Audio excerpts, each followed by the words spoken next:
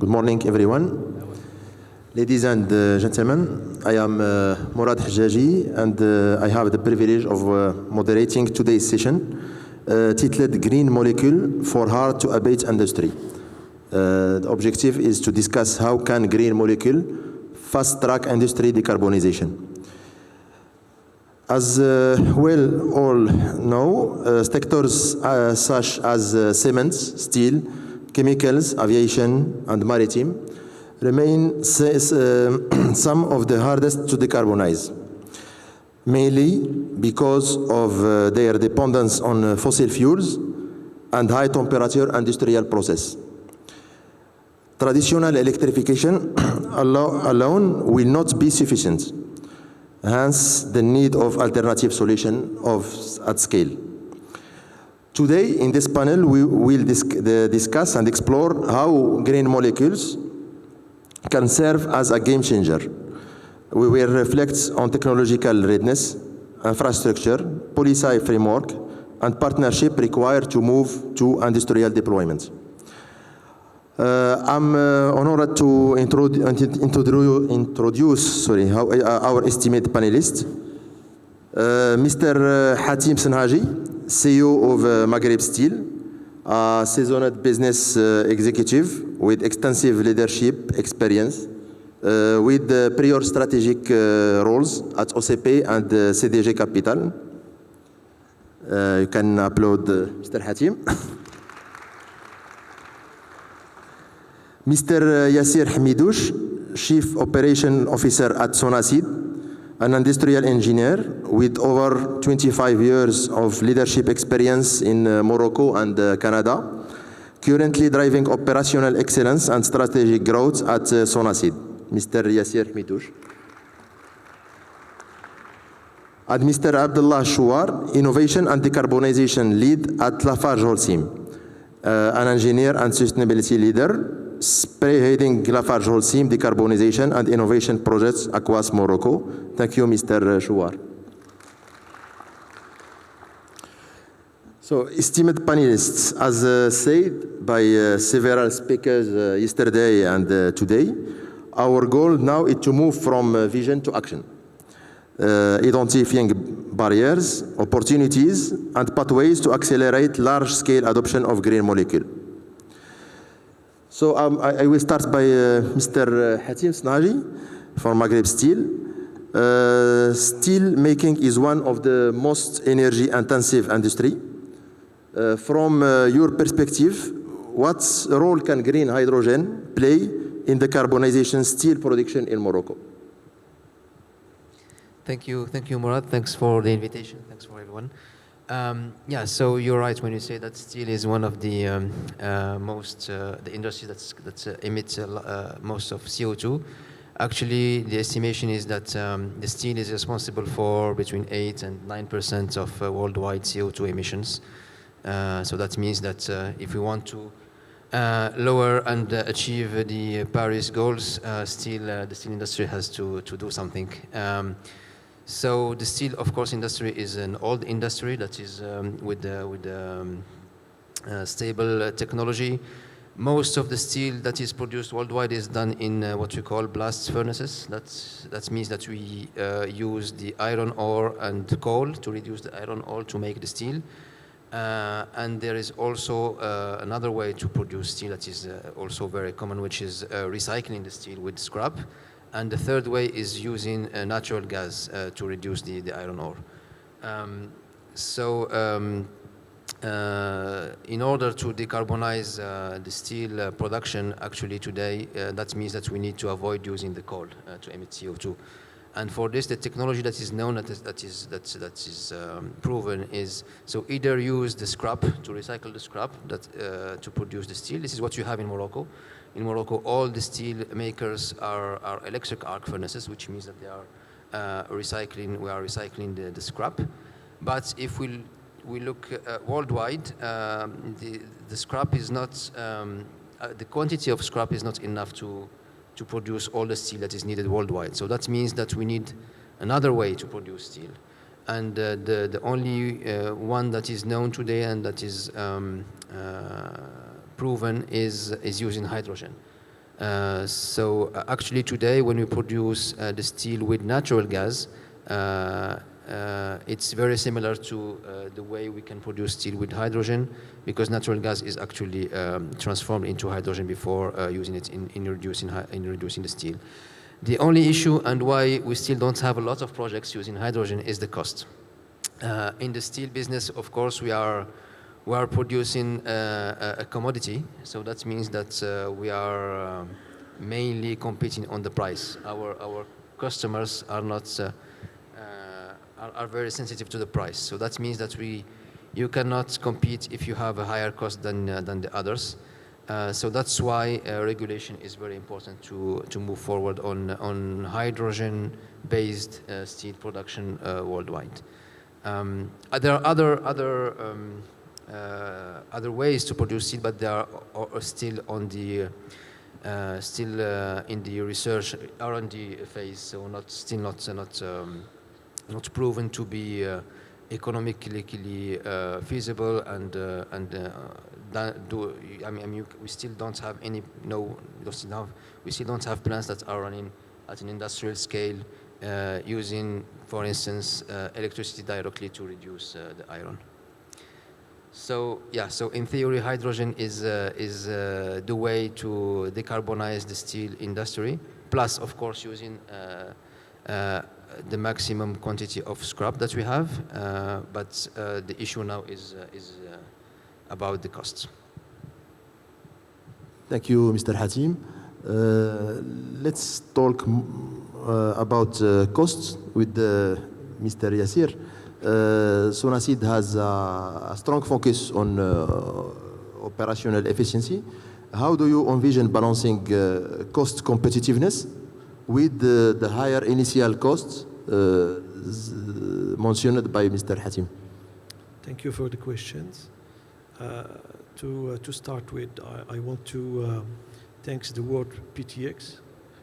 I want to thank the WPTX for having Sonacid, to invite Sonacid here to be part of this summit. I confirm that one of the strategic pillars of Sonacid is operational excellence. And the main target is price competitiveness. So for that, I confirm. Regarding the green molecules, as you know, Sonacid is already green. All the production of Sonacid is green, 100%, thanks to recycling scraps and thanks to the green electricity that we have through wind and solar. Sonacid has let's say a solar farm in Nador. We have 4 megawatts, and we are now building another 2 megawatts. So for the green, let's say it is in the DNA of Sonacid. Now, what will be the purpose to go to the green molecules for Sonacid?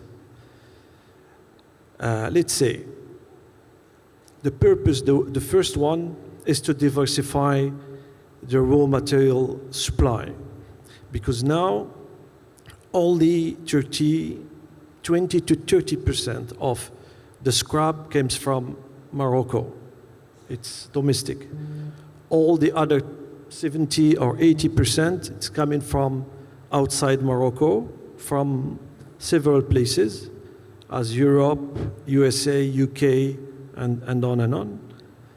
So now, if we take that supply with all what's happening right now, for instance, in Europe, you can see that Europeans are now switching to EIFs, and they will use their own scraps. So it will be regulation in the scraps, and then it will be question of having iron here to transform it for our own needs here in Morocco. So it's question also for sovereignty for Morocco. That's why the case of, as my earlier friend said, from Maghreb Steel, we need DRI. We need to make DRI here in Morocco. To do so, we need two things.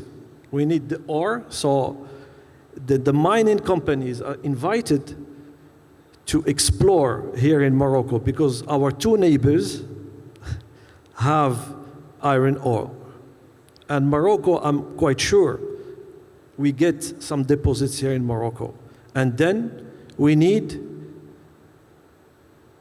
let's say, natural gas or hydrogen. Now the technology are not mature enough for hydrogen 100%.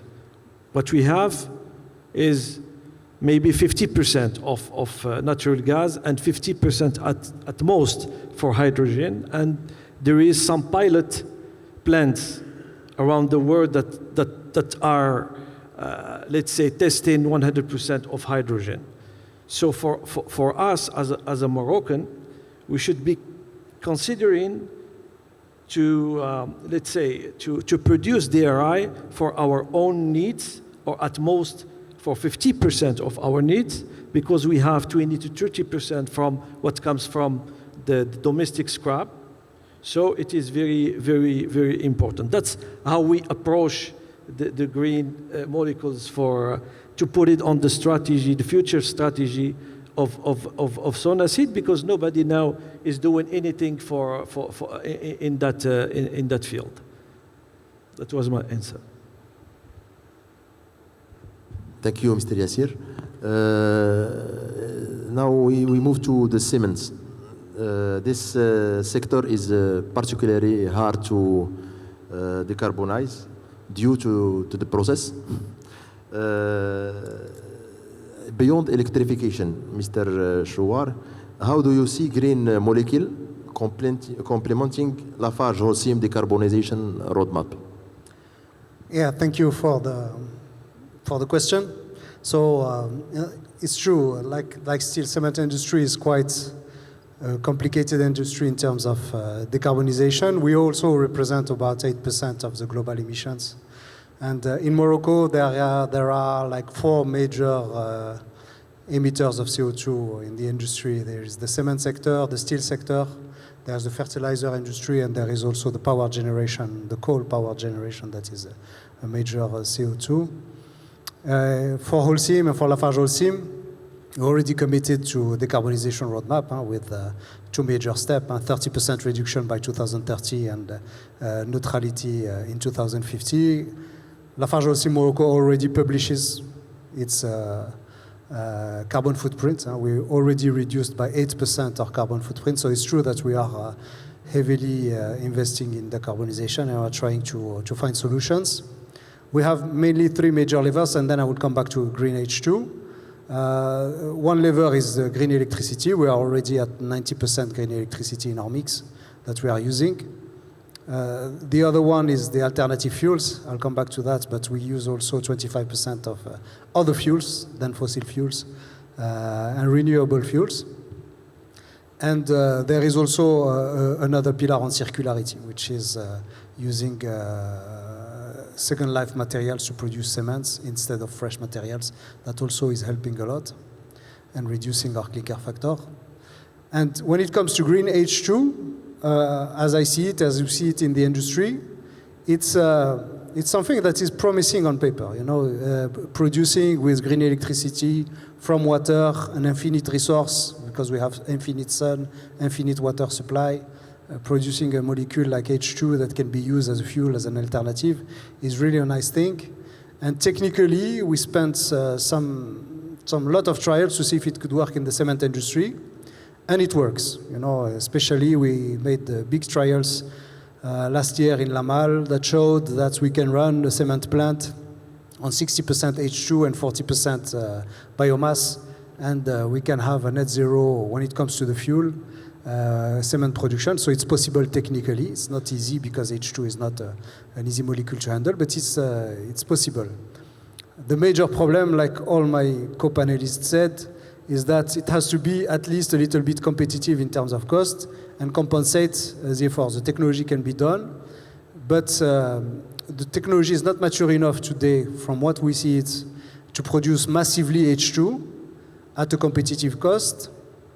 And the programs are still quite a lot in pilot phases. So I see it promising, but it will take probably a little bit of time to get the maturity. The good news is that in Morocco, there is off-takers of green H2.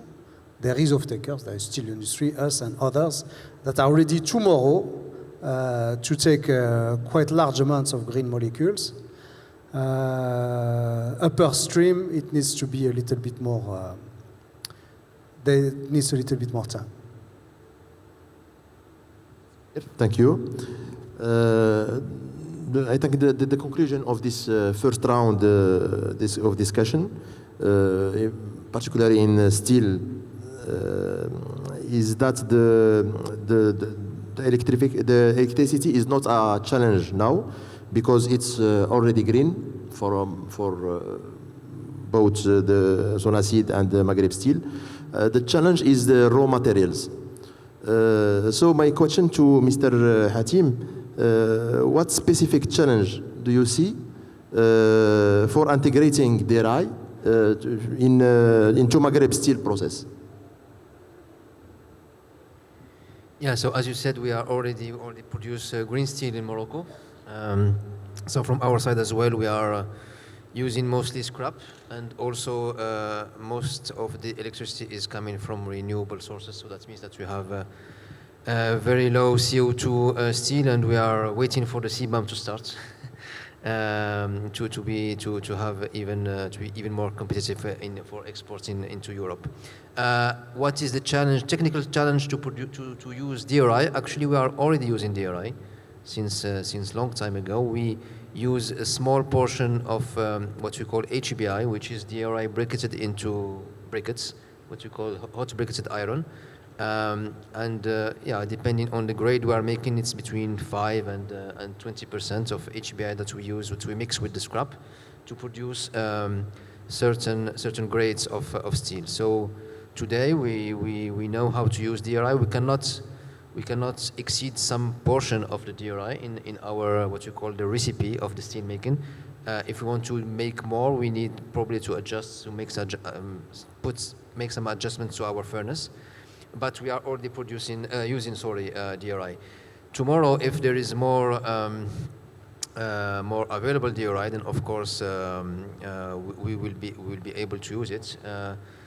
You know, there are many steel plants in our region, mainly in the MENA region, where you have cheap natural gas, cheap and available natural gas. They are using natural gas to produce DRI, and usually they have the electric arc furnace right after the DRI production, so that they are using even hot DRI, and optimizing also on the energy.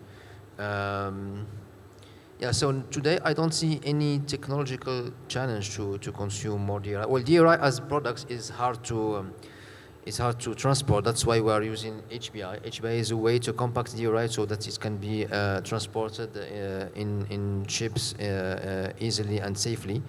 But there is no technological challenge to consume DRI. Then, of course, to produce DRI, today, as I said, the common way to produce it is using natural gas. So you have to have available and cheap natural gas. And also, it's considerable capex, and you have to go to a plant is at least well, today the latest plants are 2.5 million ton capacity plants of DRI. you can do 1 million ton, even 500,000 ton. But so in Morocco, if you have, as my friend said, if you have the natural gas, then we can have DRI, and we can use either iron ore coming from Morocco or imported iron ore like the others are doing.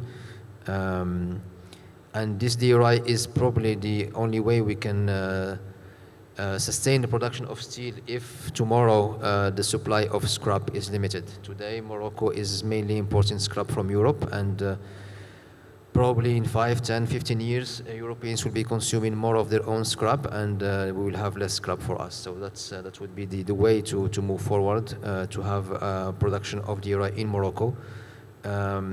One way to do it is using natural gas. This is the way that is feasible economically today.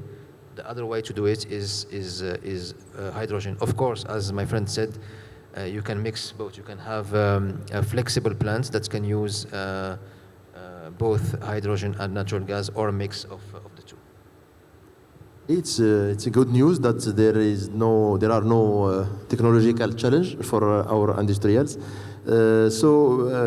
Same question from Mr. Hamidouche, but in terms of infrastructure and supply chain, what is the gaps needed to promote this the DRI in the steel industry?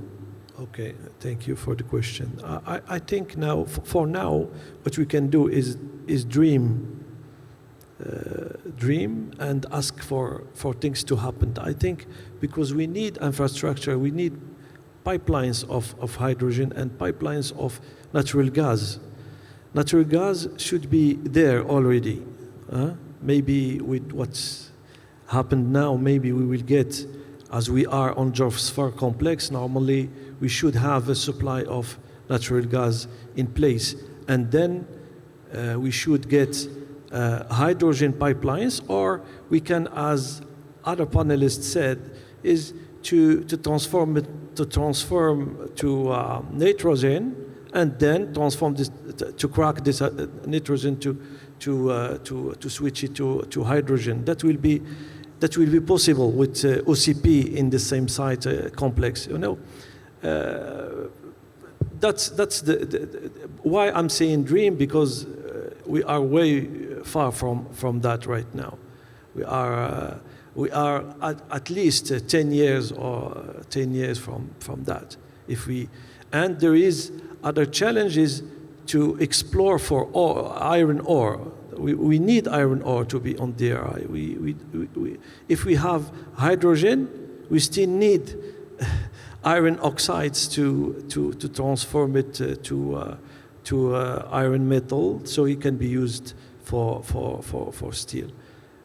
So that's one side. In the other side, let's say we need to do some research and development, because all the technologies there for DRI have limits. Why? Because the hydrogen molecule is very aggressive on the refractories and on the bodies of the furnaces, because the particle is very small. It's the smallest on the table of Mendeleev, and it harms. That's why technologies are not working out and giving us technologies that can use 100% of hydrogen. So there is a way to get there, but for us, maybe we will be hybrid. We will be natural gas, and then switch on a mix, and maybe after that switch into H2, because we have two problems to solve here. It's our sovereignty over the raw materials, so Morocco can still make its own needs for the steel and to build the country. And the second one is to build up to get to 100% hydrogen.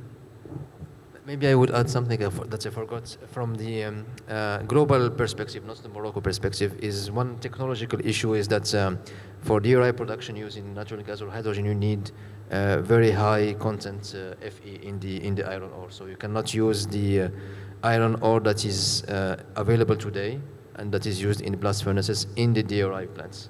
You can only use the high grade or the pelletized iron ore, which is also an issue. I'm talking from the global perspective.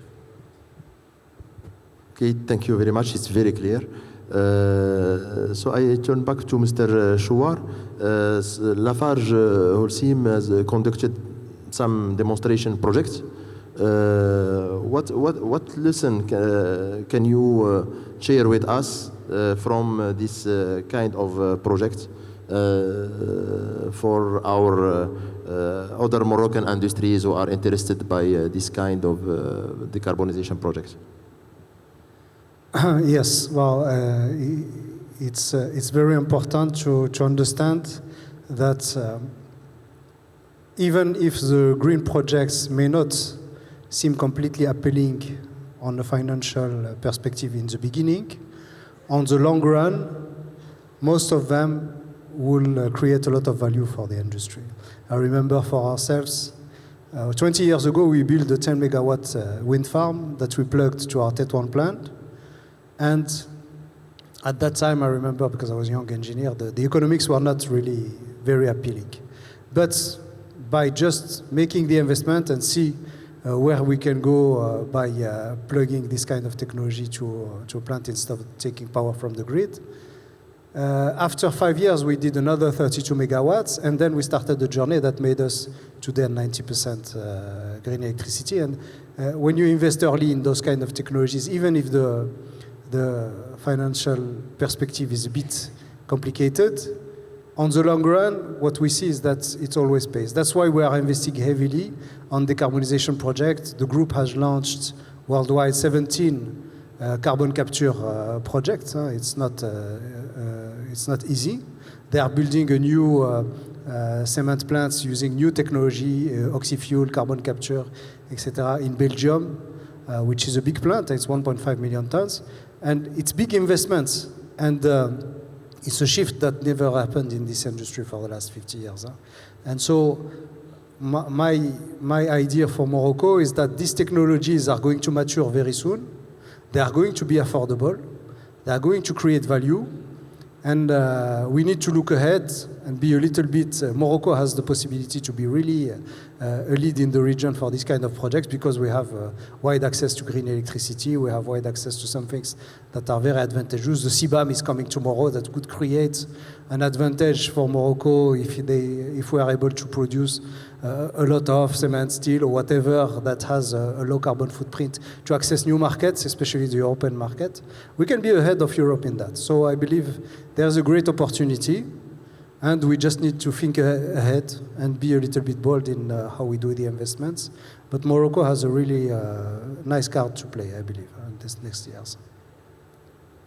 Thank you. And do you think there's what kind of policy incentive are needed now by the cement sector to adoption of this mechanism of decarbonization?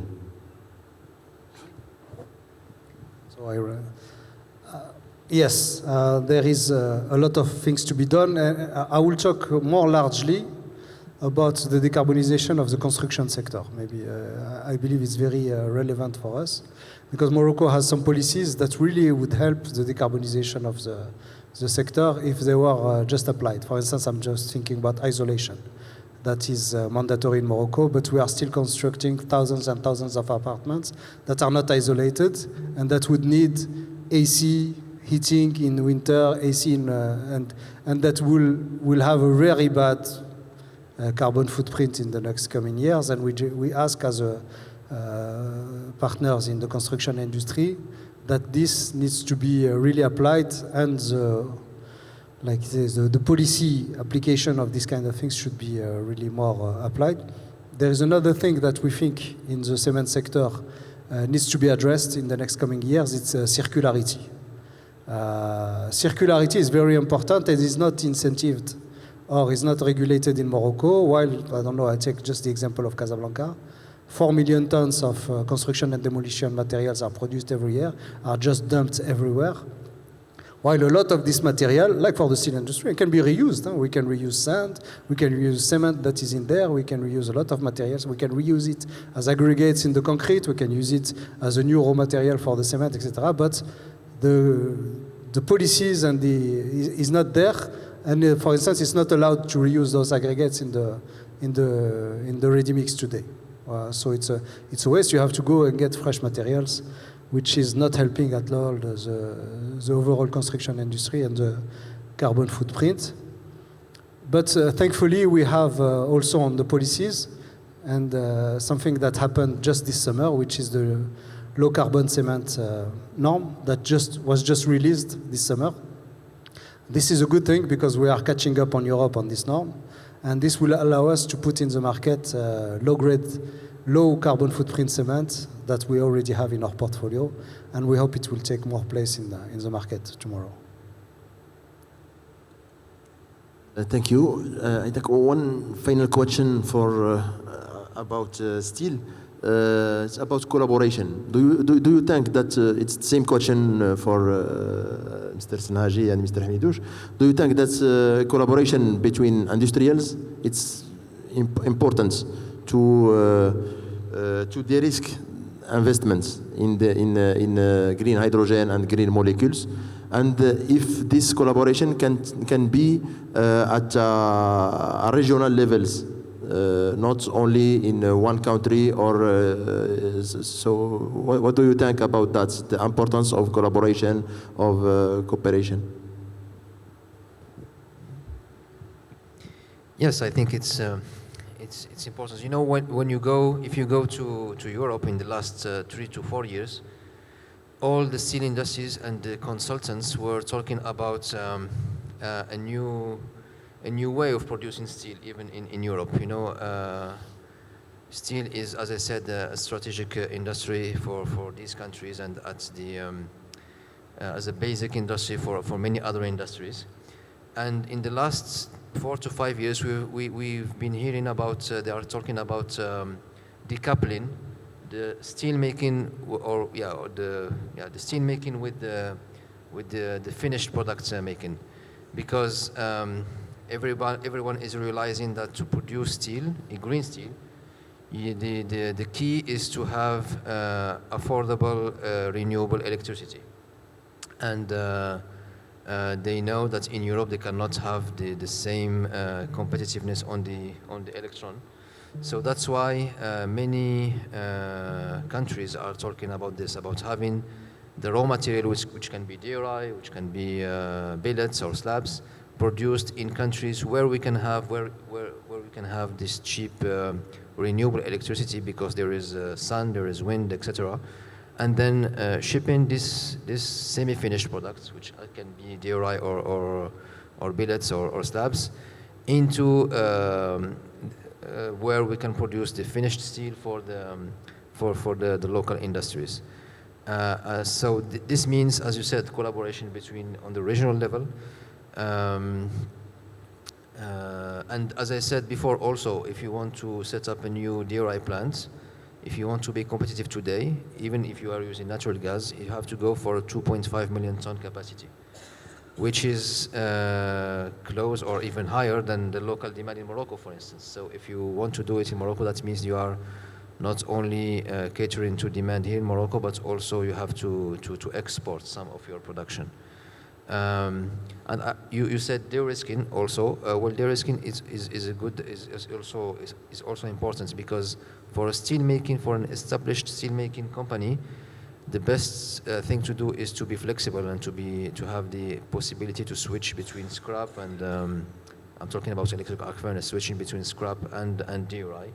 So I don't see an electric arc furnace today committing to switch to 100% DRI. Maybe if you want to have this flexibility, that's also a reason to be in this collaboration, as you said, and to have DRI plants that are feeding many steel makers. You know, there is one plant today that is being built, which will be running with 100% hydrogen in northern Europe, northern Sweden. This one is probably the exception and the only one that is of this kind, really betting on 100% hydrogen. And they could do it because they had many conditions. First, having reliable and cheap electricity using hydraulic power and wind energy, but also offtakes from end users who were able to commit to a long-term offtake with the premium on the market price. So I think collaboration is necessary. You know, you have large groups like ArcelorMittal, like ThyssenKrupp, like others, Tata Steel, etc., who announced big investments for hydrogen-based steel making, and they got a lot of subsidies from their countries or the countries where they have the plants, and then they had to decide to put off their projects or to postpone their projects just to make sure that they will have the right regulation. So regulation is also very important, because even if the capex today is subsidized, if today you are not able to be competitive with the new plants, you cannot go for it. So I think regulation is very important, and also collaboration can be a way to de-risk and to diversify the risk. And if a regulation is there to push this trend and to have these decarbonization of steel, it has also to be on the global scale. You cannot. I mean, you can do it in a region if you protect this region from imported gray steel, or you have to do it on the global scale.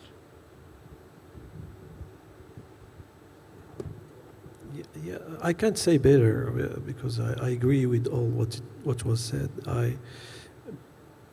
Let's say there is one subject that is clear. It's DRI, that all the players can go together as you are doing in H2. It's put it themselves in cluster and maybe start to work, because to develop that, it's very capitalistic. So we need a lot of money to do it, but we know, because we know that the technologies are there, okay? So it's not gonna be a West or all West. It's gonna be a risk to de-risk supply. So we have to think in this logic. That's what I want to put more for what it was said. Thank you. Okay, Sabrina, do you have something else to add about this topic of cooperation between industrials? Yes, definitely. There is a lot of synergies. For instance, carbon capture and storage could be, or usage of green H2 if we have common pipelines, if we have waste to technology. I think there is some new technologies that if you go alone doesn't make so much sense, but if you go with another big industrial, etc. I take the example that there is a big project that is being done in Karlsdorf in Germany, where you have several industries that went together on CO2 usage to create methanol. So there was common capture projects, and they put their projects near the airport, so they can supply directly from the CO2 they produce methanol, and from methanol they give e-fuel that is green to the airport nearby, etc. And it was a project where like 5 or 6 industrials came together, and when they came together, the project made sense, especially because they have the offtake, the production of CO2, they have the transformation, everything in one go. And yes, definitely this kind of initiatives we don't do too much in Morocco, but we have to dig. What are the communities, and what things we can do together? There is probably a way there where we can unlock a lot of potential. Yeah. Thank you. We still have 10 minutes. I think if there are some questions to have interaction with our speakers.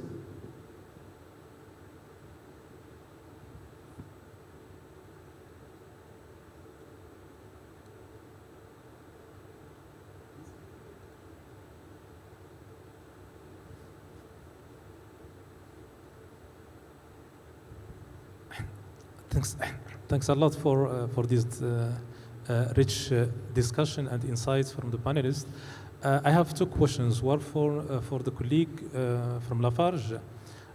You mentioned that your cement plants worldwide, they have carbon capture systems. So I just wanted to ask whether it would make sense in Morocco that the cement plants develop also carbon captures and start like valorizing these byproducts, because we need carbon not only for the production of green methanol and green kerosene, etc., but we need it also for the desalination plants and for other, let's say, developing sub-sectors and sub-industries.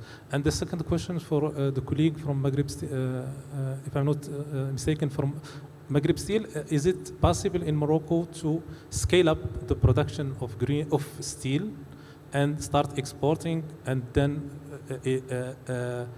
eventually develop also, let's say, green DRI and and work together, like among the groups that from the steel industry to have like some common projects to produce green DRI and export. And maybe just I wanted to like in Germany, for example, it's not only about the economics, but it's also about like the strategy of each group. You mentioned, yes, ArcelorMittal in Bremen, they declined to receive the subsidies from the government to invest in green hydrogen production and use it. But on the other hand, ThyssenKrupp, they are still going on with their initial project. So it's also about like, because ArcelorMittal, probably they have other plants worldwide, even in Europe, and probably in their strategy, it doesn't make sense that they just decarbonize green or steel production in Bremen and not, for example, in Italy or elsewhere. So I think it's also, in some point, we need regulation, yes, but we need also need strong commitment from these industries to decarbonize, because as it's mentioned in the panel, the green hydrogen technologies, they are mature and they are getting more mature, and they are getting also cost competitive. And at some point, we need to start doing something in order to achieve the decarbonization of green steel. Thank you.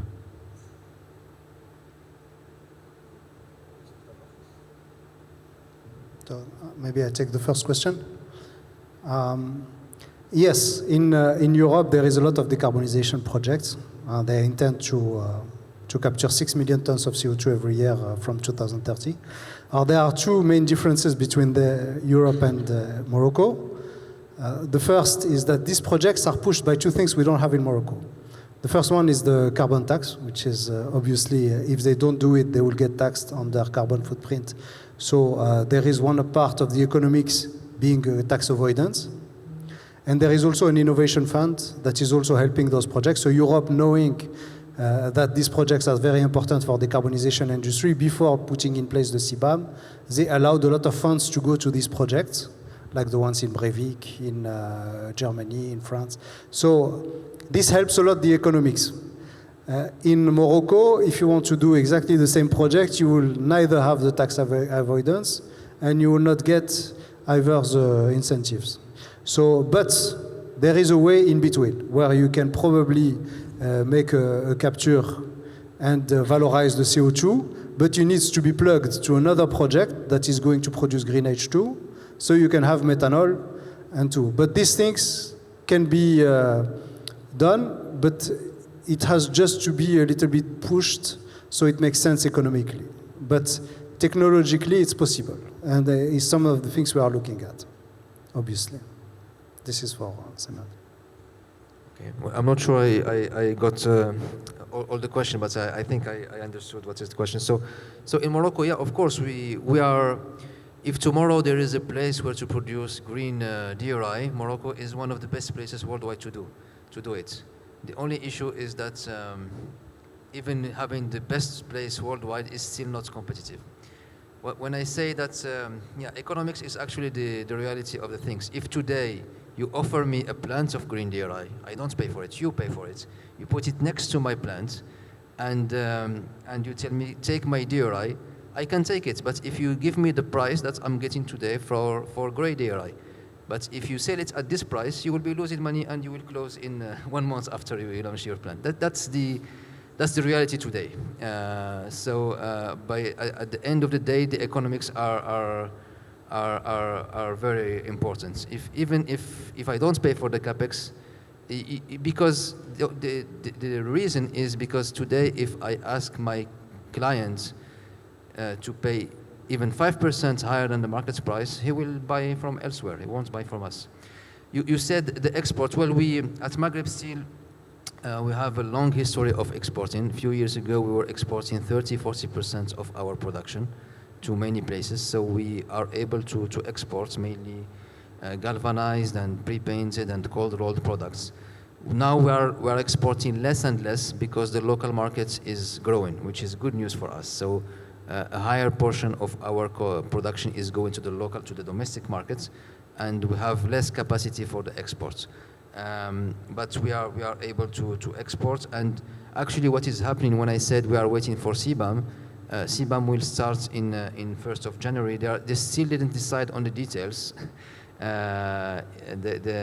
but we will have a real advantage to export to Europe. The only thing is that we will have a small capacity left after we serve the local markets to sell to Europe. But we will have a real advantage to export to Europe because we are one of the few producers of green flat steel in the region.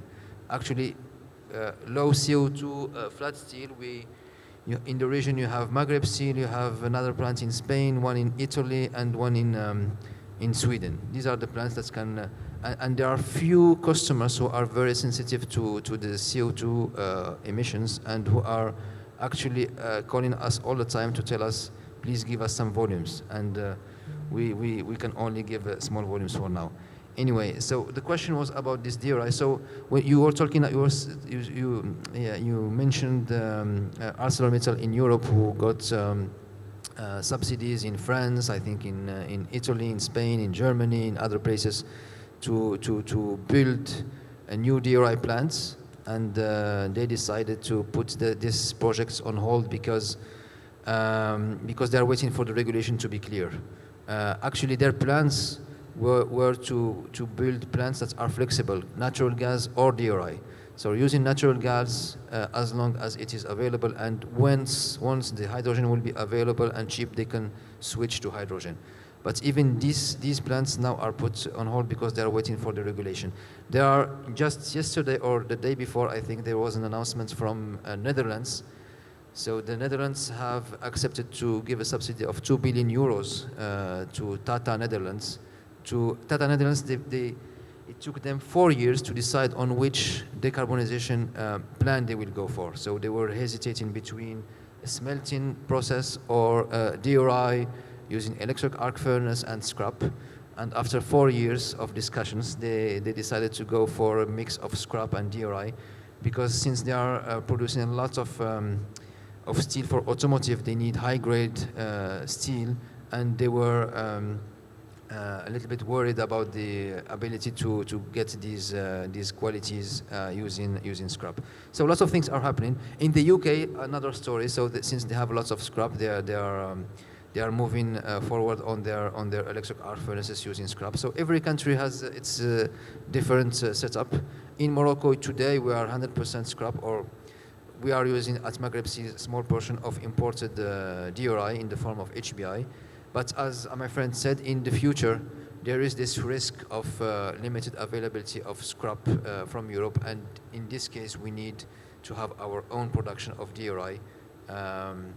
And the challenge we have is natural gas / hydrogen availability. Thank you very much. One more final brief question. If not, I want to thank our panelists, and if you can applaud them. Thank you very much.